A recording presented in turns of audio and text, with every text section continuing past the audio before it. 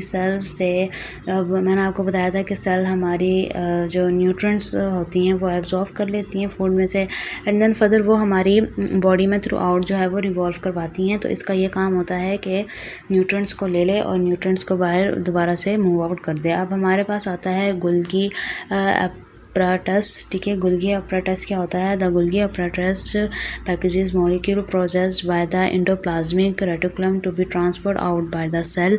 ठीक है गाइज, तो ये क्या होता है? ये गोली अपैरेट्स है, पैकेजेस हैं, मॉलिक्यूल्स प्रोसेस करता है एंडोप्लाज्मिक। मैंने वही आपको जो बताया है कि ये जो है वो एंडोप्लाज्मिक का काम क्या होता है कि वो न्यूट्रिएंट्स को ले और बाहर दे दे। बाहर जब वो देता है तो गोली अपैरेट्स होता है जो इसको आगे तक लेके जाता है।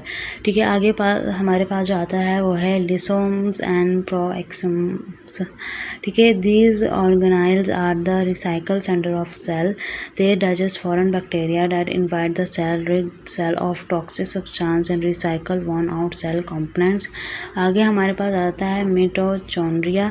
ठीक है, मिटोचॉन्ड्रिया जो है ये प्लांट्स में भी होता है, एनिमल्स में भी होता है और ह्यूमन में भी होता है। ठीक है, क्योंकि हर किसी में डीएनए होता है, जो भी लिविंग थिंग है उन सब में डीएनए होता है, तो मिटोचॉन्ड्रिया भी हर किसी में अवेलेबल होता है। ठीक है, तो आगे हम पढ़ लेते हैं कि है क्या चीज़। Mitochondria are the complex organelles that convert energy from food into form that the cell can use. They have their own genetic material separate from the DNA in the nucleus and can make copies of themselves.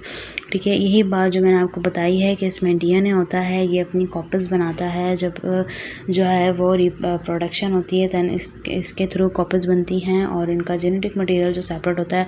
अब ये मिटोचॉन्ड्रिया का ये काम है, लेकिन ये सब चीज़ें किस में होती हैं वो हम पढ़ते हैं, न्यूक्लियस में होती हैं। ठीक है, तो न्यूक्लियस को हम पढ़ लेते हैं। The nucleus serves as a cell commanded centre. ठीक है, मैंने आपको पहले भी बताया था कि जो है वो सेल, एक सेल के अंदर जेली लाइक स्ट्रक्चर होता है, उसके अंदर न्यूक्लियस होता है और न्यूक्लियस जो है वो कमांडर होता है। ठीक है, सेंटर होता है। ठीक है, जो कि क्या करता है, वो सारे फंक्शन आपको पता है। कमांडर कौन होता है? जो कि सारी चीज़ों को डील करता है। ठीक है, अब न्यूक्लियस भी का फंक्शन वही है बॉडी में, सेल में, कि वो एक कमांडर है। ठीक है, sending direction to this cell to grow, mature and divided और die. It also house DNA.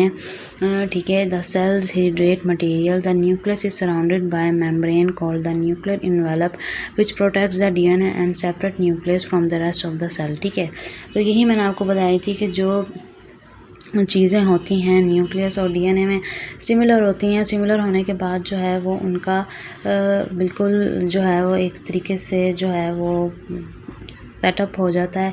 ठीक है, इन्वेलप के थ्रू वो जो है वो सेपरेट कर देते हैं न्यूक्लियस अपने डीएनए की, जो उसके पास जेनेटिक्स की होती हैं। कह लो कि उसके पास जो भी जेनेटिक्स इन्फो होती है वो चेंज कर देता है। जब प्रोडक्शन होती है दैन न्यूक्लियस से ही फर्दर सेल बन जाते हैं। ठीक है, अब आती है plasma membrane. The plasma membrane is outer lining of the cell. It separate the cell from its environment and allow